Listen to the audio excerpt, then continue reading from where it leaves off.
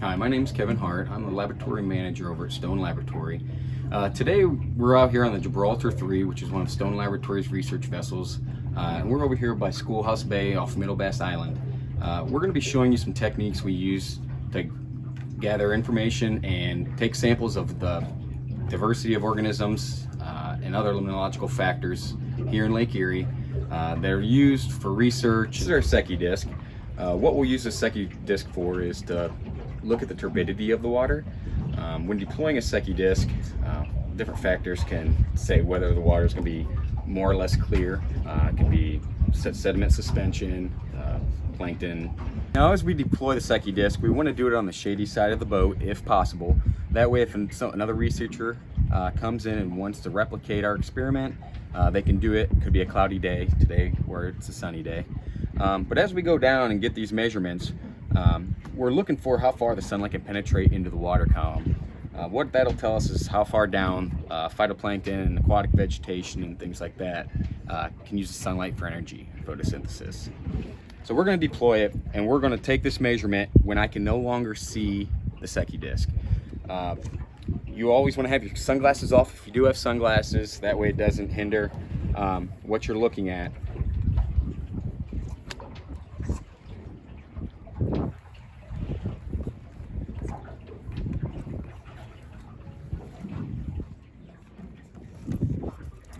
Alright, so as we bring it up, you already deploy the Secchi disc into the water, and you bring it up as far until you can see the Secchi disc down in the water.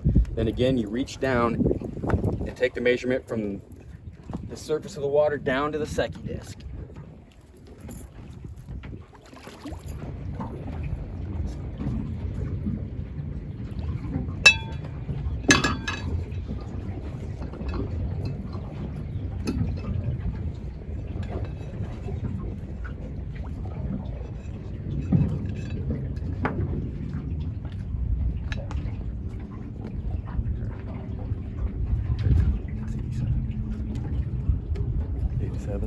Because I just minus it.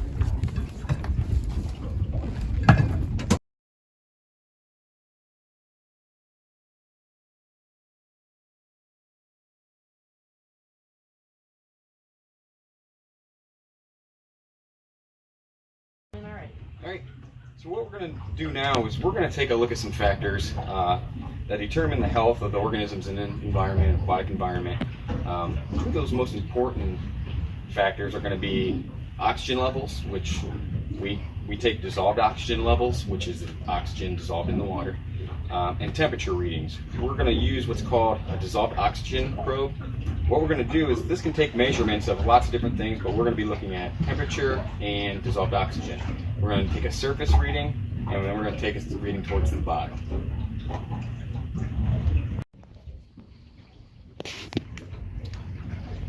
All right. The first reading that I've got here is, let's stabilize for a sec. We've got 25 degrees Celsius as the temperature here at the surface.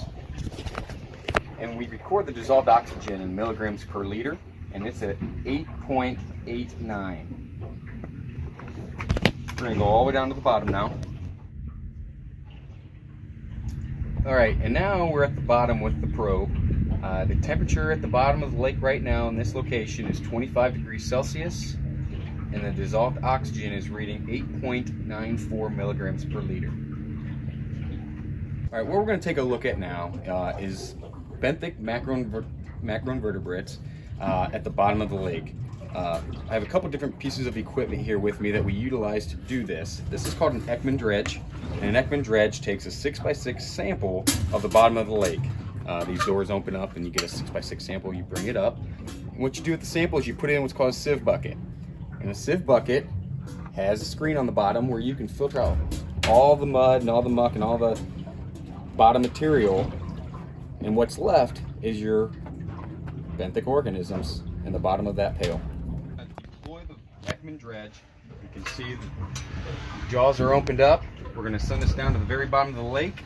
And when we go down, we'll send this weight, called a messenger, down the line, and it'll slam shut those doors, and we'll collect that sample.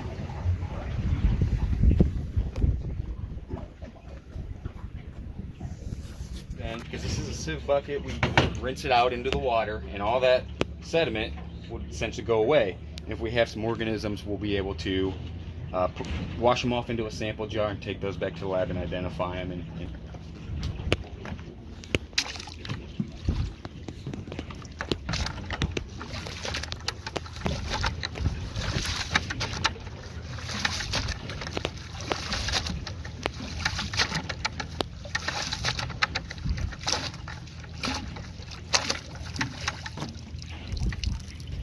So as we come up here, you can see, really, if there's going to be anything in there, it's going to be relatively small.